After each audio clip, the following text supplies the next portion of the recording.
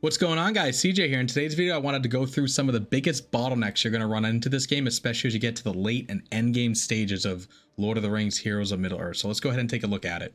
All right, guys, let's dive into this. So this is actually take two, because as a professional content creator like myself, I recorded this entire video and went to go start kind of doing a quick couple edits to it and realized I forgot to turn the mute off my mic because, you know, I have my headset and I have my mic that I use for recording or streaming or whatever it might be. And well, you know, like a dumbass, I totally forgot that I left it muted because I was using my headset earlier with, you know, the microphone built into it, just because it's a little bit easier to deal with than you know, than using this mic for everything, right? So anyways, not to kind of rant on the stupidity of myself, but take number two. So let's maybe make this one a little bit shorter, because I think my last one was 20 minutes. Let's see if we can beat that. So anyways, diving into it, in this game, there are like three core, I think, bottlenecks for like a free-to-play player. And then of course there's some bigger bottlenecks for free-to-play players that you just don't really have access to, period. So I'm not really going to include those here, but the three that come to mind and have certainly become more of an issue for me personally than they were even just a couple of weeks ago. And I've been 60 now for a while. So, I mean, you know, I'm obviously like max level character, but not seeing a lot of the bottleneck problems until more recently. Is going to be gold as your number three. So certainly not like one of the bigger bottlenecks of the three here, but it's up there. It definitely starts to kind of become a problem depending on what you're trying to do on your account. And then number one and number two, you could probably kind of flip-flop depending on what you're really focusing on at any certain point in the game. But it's going to be character XP and it's going to be rare ability materials. And like I said, you can leave off your G10s that are just like almost impossible to get, or your, you know, your level 10 glyphs because kind of impossible to get, or, you know, anything that really just isn't available for free-to-play players, right? Like epic ability materials, like those we were kind of given the gift, right, during the holidays of 30 on day 7 if you did the login for it. But generally speaking, like, you're just not going to see epic ability materials unless you're paying to get them. And you can either get them in bundles that they sometimes have in the store, which is not a terrible value if you are going to spend money. And then of course the other way is like marquee events, if you go ahead and kind of spend money to get them further than just your standard 3-star or even 4-star. I think it's 5 or 6-star before you even see epic ability materials that can show up in your account.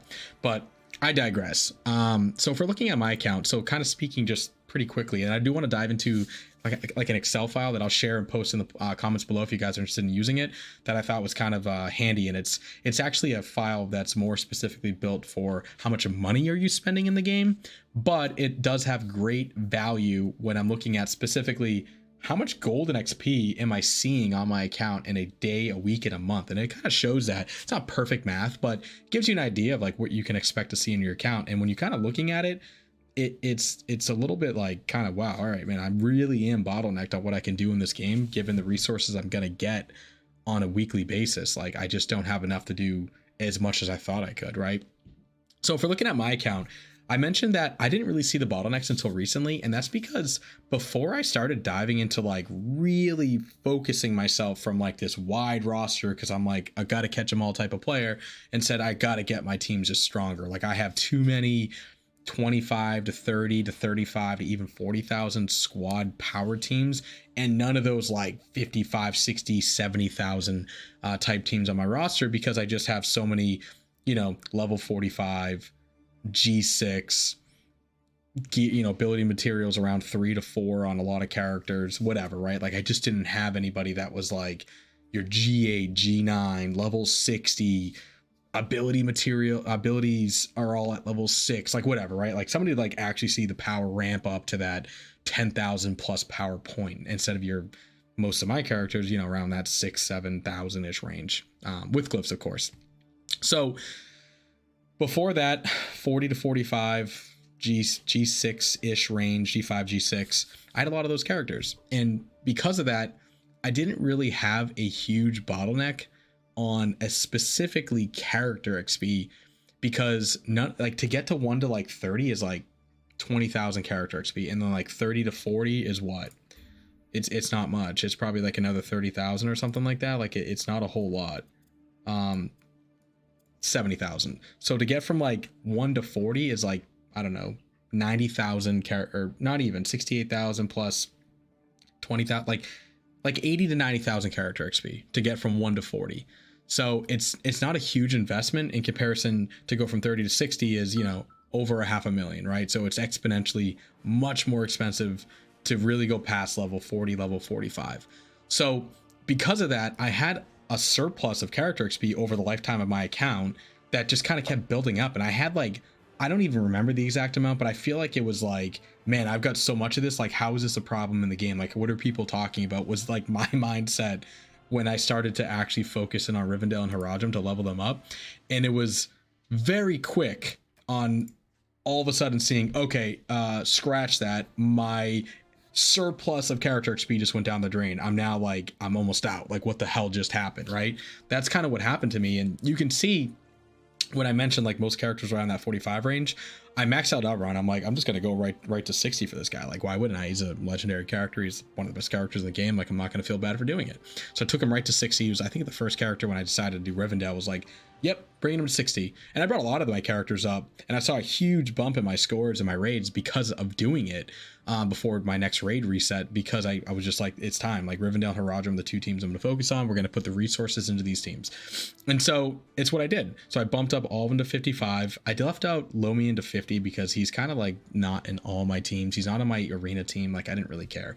So these four are all 55 and 60. They're like ability level 4, trying to get them to the next, you know, like some of them to 6s, like the most important ones. I think Elrond's already passive as 6. His wave might be 6. Trying right now to get Eladin and Elver here on some of their core ones, like his ancient ability and skill, whatever the hell it's called, getting that one up. But I quickly saw how fast character XP was a problem, right? And then kind of speaking on the same note when we're talking about gold. So gold, again, is obviously a little bit less generally kind of brought up as like a big bottleneck. But honestly, like, depending on where you are in your account, what you're trying to do, it certainly becomes a problem. So you can see right now on my account, I only have one 7-star character, and I actually just brought him up to 7-star and G8. So I feel pretty happy about that on my account. He's like the first character who's actually 7-star, who's actually G8. My second character I'm trying to work on, I might even be able to do it by tomorrow, is Eladin to get him to G8. And then I'll probably do Lord Elrond to G8. And then I might start working on the Harajam team to G8. So Harajam, I have enough resources to probably do like 1 or 2 characters to G8 right now. But I'm pretty focused on my Rivendell team because A, they're just a powerhouse team in general. And B, they are my arena team as well. Like the 4+ Ironhide right now. So I think it's worth it just because it should see a little bit of a bump in my arena position. And right now I'm in silver 1, floating just before gold 2. I'm at like 30 or 40th position in silver 1. So at the top of it, just trying to find that team to beat to kind of get me into gold 2 position. So I think by getting them a little more powerful, it should certainly help my team out, right? Like, it's just going to get them stronger. So anyways, working on primarily my Rivendell right now to kind of get them to level 60 and G8. And then just because of the bottleneck with gold and such, like, then my Harajam team would be like kind of my number 2. But going back to like the gold sort of bottleneck that I'm personally seeing, and maybe some of you guys are as well, I have what, 3, 7, 9 characters that are already literally ready to be maxed. So that's 4.5 million gold that I need to find to get them all pumped up. Now, not too concerned about Road to Rivendell because they're not like a team I really want to put a huge investment into. But I do need to think about them being at max within the next, month and a half or so, because Frodo is at 177 to 300. So if you're getting like on average about 4 a day, and I'm doing his, his node every single day right now, I'm at about 120 away. So 120 divided by 4 is like 30. So like about in a month, I'm going to need 2 million gold because I'm going to have to get Frodo. I'm going to have to get Strider. And I have to get Merry and Pippin all to 7-star if I want to get a free 7-star Sam, right? For the Sam adventure. So I want that because it's a free 7-star, right? You just have to do the event and you get his shards. So that's great. But I need 2 million gold.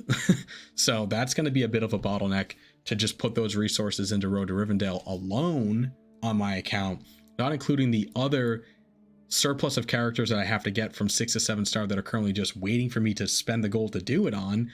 And then to top it all off, we're not even talking about characters that are going to be coming up in the pipeline to constantly also star up. Like Eladin and Arwen are also around 100 and 100 to 120 shards away. So they're like a month as well out from going from 5 to 6. So that's another 500,000 gold between the two of them that I'm gonna have to find in the next 30 days.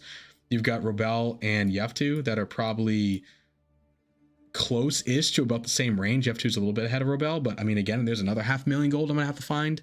Naraz, I'm gonna get him to 5-star. I might wait to actually star him, but I do like to use him on some of the chapters, so it would be a nice bump in his power. Ballin, I want to get to 5-star because Ballin's actually a really good character, so I want to put investment into him. The goblins I'm working on, because goblins, of course, I want for Thorin, so I have time to not actually worry about starring them up and promoting them in the near future. But at some point, that event will come around. I'm gonna have to put all my gold into all the goblins that are going to be around 2 or 3 star that are actually 5+ star, waiting to be starred up for the event. Plus I'm gonna have to level them up to be able to actually do the event. Plus I'm gonna have to, you know, ability material them up, because I really haven't put any ability into any of these characters. So like there's gonna be a pretty decent investment on that note. And then Naramary's about to ding 7-star, as well as Legolas over the next couple of months will ding 7-star. Those are 2 that I want to be 7-star for the elves to get Elrond to 7-star when Elrond comes back. So there's a lot of gold to kind of float around on this account. And that's just looking at, like, you know, this handful of 20 to 30 characters. You know, it doesn't even count some of the ones that are just further down. I mean, Gurur the Brute, he can be 5-starred right now, and I'm just going to keep getting free resources from the web store on him. Feely and Keely are characters I'm starting to, you know, kind of work on. I mean, Feely now is free because Strider 7-star, so like I'm just going to continuously get value out of him every day. I'm going to want to put more gold into that. Great Goblin's almost 5-star. Goldbird's, I believe, is 5-star, or he's damn close too. Yeah, he's almost 5-star. I have a lot of characters I want to put a lot of gold into, and that's just to promote them from a star perspective. That doesn't include all the gold it's going to take to get these last 2 on Eladin, just to get to G8, and then start doing that to Arwen, and then start doing that to Elrond, and then start doing that for obviously all these guys. And then if you don't even get started on abilities too, like I was just mentioning, like I want to start getting these up. Maybe Elra here is not a good example because I don't have a 5-star on him yet. Eladin is one I was going to be working on next to get. Yeah, the ancient skill. The ancient skill, once I get 220 rare ability materials, it's going to be 170,000 gold. I mean, dude, I know the gold is not as big of a bottleneck, but it is definitely starting to bite me in the ass a little bit. I'm currently sitting on 500,000 gold. So even if I was like, man, I want to just upgrade my guys to 7-star, I can only do 1. I have 7,000 gold left. So definitely a bottleneck there. And then rare ability materials, again, it's not horrible depending on what you're trying to do and work on, because not every character needs to be 6 on their abilities. But if you're not farming chapter 5, then you're certainly doing yourself a disservice on getting as much rare ability materials as you possibly can on your account. But if you also made the early game mistake like myself, I didn't farm these in a particular order. I did get Ugluk and I did get Ironhide early on to maxed, so that was kind of nice to kind of get them done in chapter 1, because everything outside of the actual character shard is complete crap. You're losing so much when it comes to obviously the rest of the resources. You're getting no rare ability materials at all as an opportunity to drop, and you're getting significantly less gold, character XP, and guild currency for the shop, right? So those 2 characters I did do early on. Eldred was obviously recently added, so it is what it is. I'm not even looking at him right now. Edric, I did use him early on in the game for some of the campaign farming. Then I kind of went away from him, but he is G5, so I've thought about like at least getting him to like maybe 4 or 5-star, just because he's already like kind of put a little bit of resource into. But I just don't want to go back and spend any of my guild energy on a chapter 1 character. But Pippin was one that I just finished before farming Naramary just a few days ago.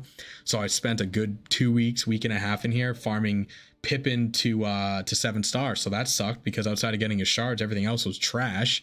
And then as you kind of go through the chapters, it's kind of more of the same, right? Like Naramary I'm currently doing, you have a chance at a rare shard. It's like maybe 1 in 7, you know? So in a given day, if I hit her 30 to 40 times, I'm probably getting like maybe 5 to 7 rare ability material. So it's pretty much negligible, right? Like I could do a chapter 5 and you get 3 in a single run, potentially, with obviously multiple runs you can do in chapter 5 to get not tons, but a good chunk of rare ability materials. And then Grimpa, I'm going to have to eventually do sooner than later, because again, he's one of the goblins. Gimli's a character I'd love to bring up. He's currently 5-star. I would love to see him 6 or 7 star. He's a great character. Fellowship, thinking Gandalf here in the near future, or not really near future, but in the future. So he's another one in chapter 2. Chapter 3, you got what, Faramir here. I mean, I'm not even going to think about Gondor at this point. I already did Elrond here, so we're good there. Chapter 4 was actually a nice farm because Bekaloo is a Haradrim character. So from a character perspective, loved farming her. And then from clearly, you know, the ability to get some actual reasonable value on top of the character node itself is fantastic. So fingers crossed. We talked about it yesterday in yesterday's video that the chances of seeing Rumil and Orphan next week are pretty high, but the chances of seeing them on a farmable node is probably quite low. Let's just, you know, everyone that it doesn't go to the challenge shop, but I would love to see one of those 2 characters show up in a chapter 5 guild campaign. That would be an absolute net win because I would farm either one of them immediately because they're an elf, so I can use them for a 7-star elf. So that's a freebie there, to not have to think about like potentially leveling up Lomi into 7-star, at least right now. And you'd also get all this other value on top of it. So that would be huge. But again, if you're looking for rare ability materials and you're a little bit bottlenecked, just farm chapter 5. I don't think it matters which node. I think they're all going to give you the same chance of sort of the drops, but I've been farming the farthest one I can, which I think is the last one or the second to last one. I don't quite remember. So anyways, that's kind of like looking at some of the bottlenecks, some of the big bottlenecks you see in the game, kind of talking about the file I mentioned here earlier in the video. So this file, like I mentioned, is more about like how much money you're spending in the game. That's kind of what it's really trying to figure out. But if we look at it pretty quickly here, it does give you a really good kind of just visual of like how much gold and how much character XP are you actually seeing in the game on a daily, in a week, you know, it's so daily, a weekly, and a monthly, right? So looking at columns A and B, just kind of talk through the file a little bit in case there's just a lot here for you to kind of, you know, take in on the TV or your phone. The first couple of inputs here are just really looking at your daily energy refreshes. So 3, right? So like I think everybody does 3. Like that's pretty standard practice in these types of games. Your guild campaign energy, so your blue energy, I currently have it at 0 because most people are probably 0. But if you are a little bit higher in arena and you can afford to do 1 refresh, or if you are just doing 1 refresh, then you know you could flip this from 0 to 1 and see a little bit of value show up for you know, for that, for in terms of getting a little bit of gold and character XP, of course. I've been using a little bit more guild refreshes recently because I'm trying to crank out Pippin and Naramiri and all these characters from the guild campaign so I can go back to chapter 5 as soon as possible and start farming my rare ability materials. But we've also got a little bit of, you know, more love over the last couple of weeks from some of these like side events with the December like Christmas event and the January New Year's event, and then currently we're, you know, we kind of saw like a few extra 100 gem drops that you normally wouldn't see in just like a monthly run, right? So I've had a little bit of extra gems, so I've been doing a little bit like, yeah, I've been doing like a daily refresh, but generally speaking, I would not do a guild refresh. It's going to be strictly just your 3 campaigns. And then just ask like, you know, are you farming a 60 energy node or an 80? I'm currently farming actually 10 characters, so this might be a little bit overstated, but regardless, I don't think it's going to make a huge difference of my net totals here. And then which chapter which guild chapter you're farming. Currently for me it's 2 because again, Naramiri, but generally this would probably be 5. And then what arena level are you at? So for me, I'm currently at silver 1. So that's just going to tell you what your gem cost is and what you're going to see for payouts. Anyways, kind of recapping what I was saying. So this file, again, just in the daily bucket like we were going through, you have the again, just the daily energy refreshes, the guild campaign energy refreshes, the nodes you're farming, and then what arena rank you're at, right? So if you take all that and kind of sum it up and figure out how much of the energy gain you're getting per day just from passive and from the 3 kind of relog in 11, 3, and 8, again, discussed that in a previous video for Eastern time, you get your refreshes for both your yellow and your blue energy. That ends up netting you to about 68,000 gold and about 15 to 16,000 character XP a day, which is actually not a lot. And I thought about it. I was like, okay, well, like, let's look at it from like a weekly perspective. And it does significantly increase because this next bucket here is going to start looking at your raid scores. Because again, weekly, you're going to do your raids. So assuming you're in a team that can complete the raid in all 4 chapters, you're getting your 300,000 gold box, right? And then you're getting your gold from all your personal hits and your character XP from all your personal hits. And then you're going to get some of these other weekly things, right? So you get your 3 times a week gold challenge. And then you get 3 times a week your character XP challenge. And then not that we're really like tracking particularly here your ability materials. But again, depending on what level you are there, you can see that because you get your 3 times a week ability materials, you get your 15, 30, and 33 payout, right, per run, times, so x3 there. But looking at this, you can see that my numbers, this is rough and tough over the last like 3 weeks what I've been producing, so it's about 6 million total score, so nothing to really go excited about, but this is what I'm kind of pumping up. So with these numbers plus your your guild payout of 300,000 gold on the completion of the raid, and then you're getting your 120 times 3 for your gold, and then you're getting your 18,000 times 3 for your character XP on a weekly total. So your daily times 7 plus your weekly payouts, you're looking at 1.7 million gold and 300,000 character XP. So the gold is like, wow, it actually sounds pretty good. But I mean, you still kind of crank through a lot of that. Like I thought about the supply shop and was like, man, I kind of, I do the refreshes, not like paid refreshes, but the refreshes throughout the day, and said, I generally buy like a lot of the blues, a couple of the purples, depending on if I need them. I try to keep around like 15 to 20 on hand just to have them for if I do ever get to like G9 levels, which now I am obviously on some of the Rivendell. But the blues, I always try to hover pretty high, like 100-ish. Maybe that's a little bit too much, but around 100. And then the greens, I try to just capture those because it's like 500 gold, so it's not a big investment. And then sometimes if like there's like a Bloodlust X2, I'll grab that for the 4,600 gold.